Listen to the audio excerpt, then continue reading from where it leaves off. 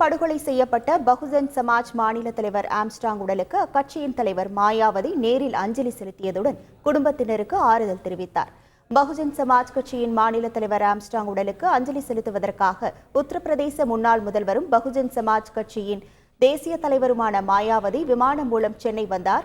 கட்சியின் தேசிய ஒருங்கிணைப்பாளர் ஆகாஷ் ஆனந்த் உடனிருந்தார். பின்னர் விமான நிலையத்திலிருந்து கார் மூலம் பெரம்பூரில் ஆம்ஸ்ட்ராங் உடல் வைக்கப்பட்டுள்ள பள்ளி வளாகத்திற்கு சென்றார். அப்போது ஜெய் பீம் என தொண்டர்கள் கோஷம் எழுப்பினர். ஆம்ஸ்ட்ராங் உடலுக்கு மாயாவதி மலர் வளையம் வைத்து அஞ்சலி செலுத்தினார். பின்னர் ஆம்ஸ்ட்ராங்கின் மனைவி மற்றும் குடும்பத்தினருக்கு மாயாவதி ஆறுதல் தெரிவித்தார்.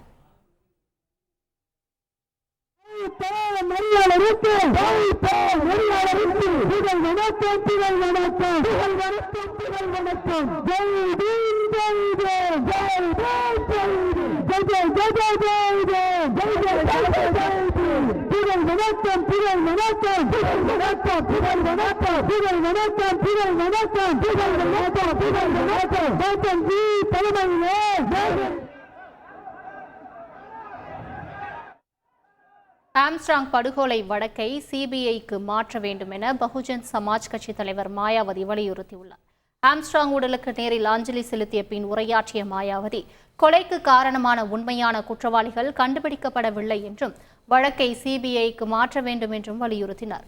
இந்த கொலை சம்பவத்தை தமிழக அரசு தீவிரமாக விசாரிக்க வேண்டும் என தெரிவித்த மாயாவதி, தமிழகத்தில் தலித் மக்களின் வாழ்க்கைக்கு தமிழக அரசு அதிக முக்கியத்துவம் கொடுத்து நடவடிக்கைகள் எடுக்க வேண்டும் என்று குறிப்பிட்டார்.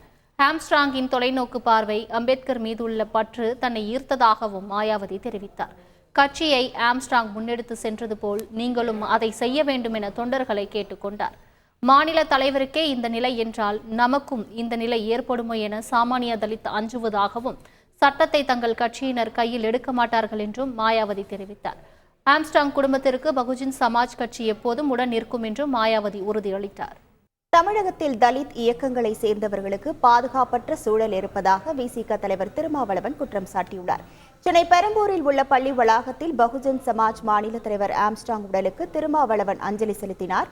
தொடர்ந்து இரங்கல் உரையாற்றிய திருமாவளவன், ஆம்ஸ்ட்ராங் படுகொலை செய்யப்பட்டது கோழைத்தனமானது என்றார். இதுபோன்ற படுகொலைகள் தொடர்ந்து நடப்பது அதிர்ச்சி அளிப்பதாகவும் திருமாவளவன் கூறினார்.